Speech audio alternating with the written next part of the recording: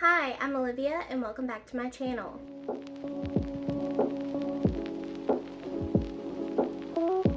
Today I thought we could talk about all of the LGBTQ plus books I have on my TBR since it is Pride Month. So first I want to start with Autobiography by Christina Lauren. I've read a lot of Christina Lauren, not all of them, but I haven't read this one and I've had it on my TBR for like 3 or 4 years now. I don't know much about it. It says 3 years ago, Tanner Scott's family relocated from California to Utah, a move that nudged the bisexual teen temporarily back into the closet. Now, with 1 semester of high school to go and no obstacles between him and out-of-state college freedom, Tanner plans to coast through his remaining classes and clear out of Utah. But when his best friend Autumn dares him to take Provo High's prestigious seminar, where honor roll students diligently toil to draft a book in a semester, Tanner can't resist, defying his better judgment and having a go. If only to prove to Autumn how silly the whole thing is, writing a book in 4 months sounds simple. 4 months is an eternity.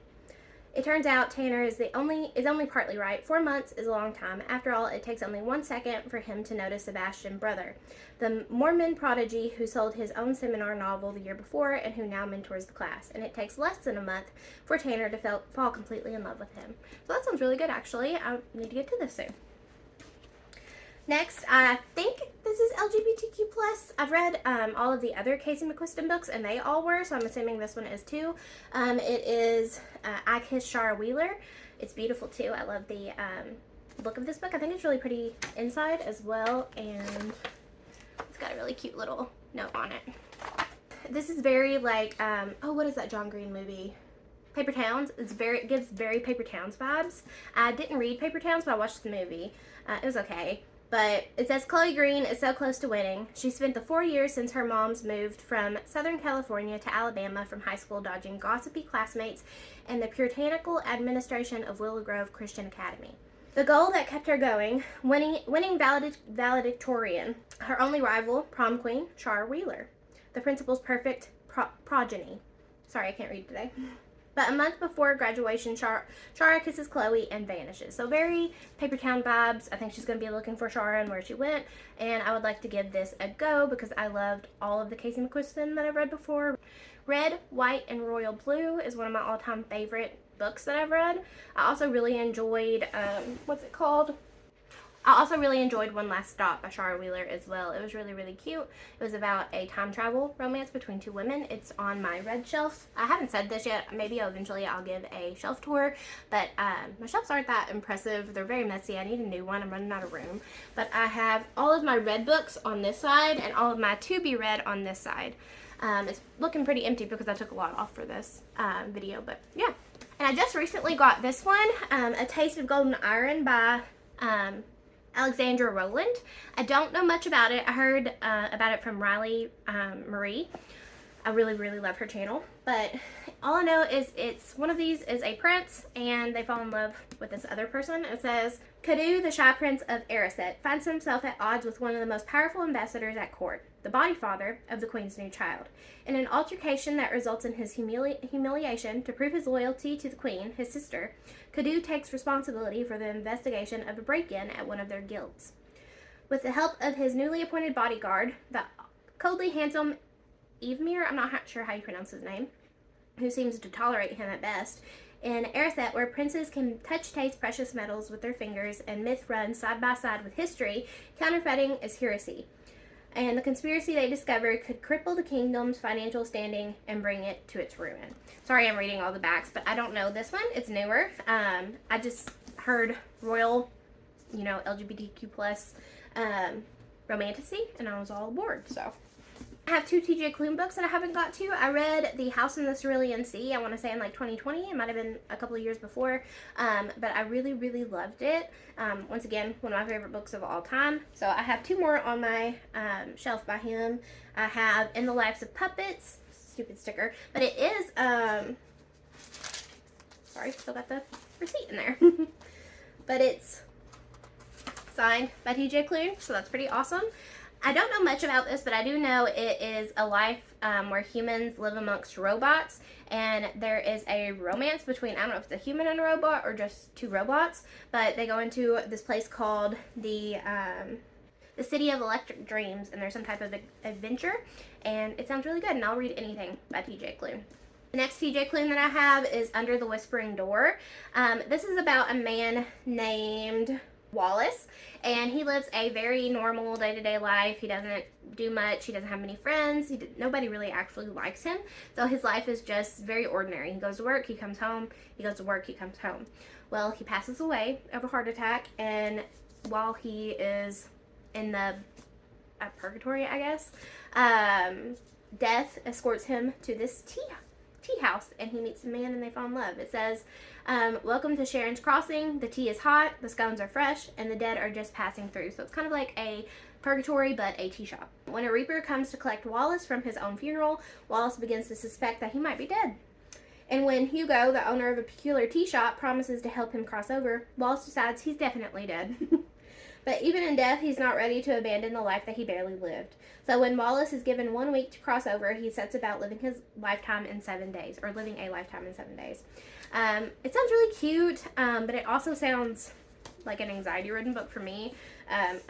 This is a sore subject, but death is not something I like to read about. It gives me the heebie-jeebies and gives me anxiety attacks.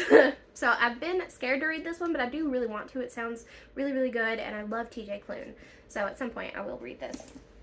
And this one I could be mistaken, but I'm pretty sure there's a sapphic romance in this, but it's Faybound by Sarah Ella Reefy. And it's about two sisters. They are elves. They get kicked out of their elven kingdom, and whenever they get kicked out, they discover the Fae kingdom, and I'm sure all kinds of hijinks and adventuring come from there, or go from there. I have two F.T. Lukens books that I got a while ago. I love his covers, but I'm a little nervous about the books. If any of you guys have read these, please let me know if they're any good and if they're worth reading. I've considered unhauling them because I've not heard much about them, but I do want to give them a shot. They sound good, and once again, I love the covers. But this one is In Deeper Waters by F.T. Lukens. I think it's a pirate romance, and that's really all I know. It says, Pirates and Princes, Magic and Mayhem. Sounds good to me. This is Ever After by F.T. Lukens. Once again, love the cover. All of his covers are gorgeous. They make me want to buy them. All I know, wizards, gay romance. Oh, my books just fell. Let me fix that. Oh my goodness. It doesn't want to stay. Okay. We're going to have to start a new stock. Okay. Where were we? Alright, so next I have Winter's Orbit by Everina Maxwell. Once again, I've had this on my TBR for a while. I'm more of a romance reader, if you haven't noticed, but all I know is this is a sci-fi romantasy type book.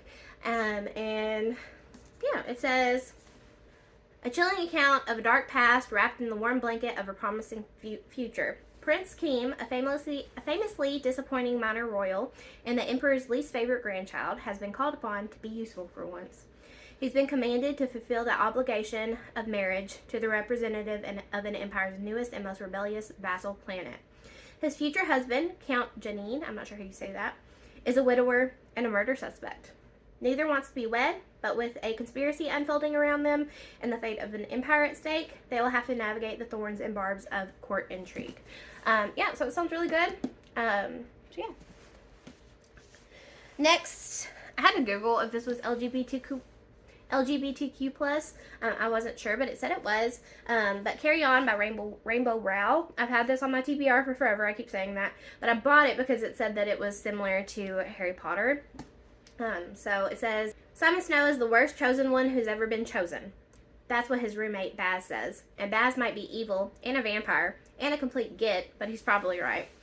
Half the time, Simon can't even make his wand work, and the other half he sets something on fire. His mentor is avoiding him, his girlfriend broke up with him, and there's a magic-eating monster running around wearing Simon's face.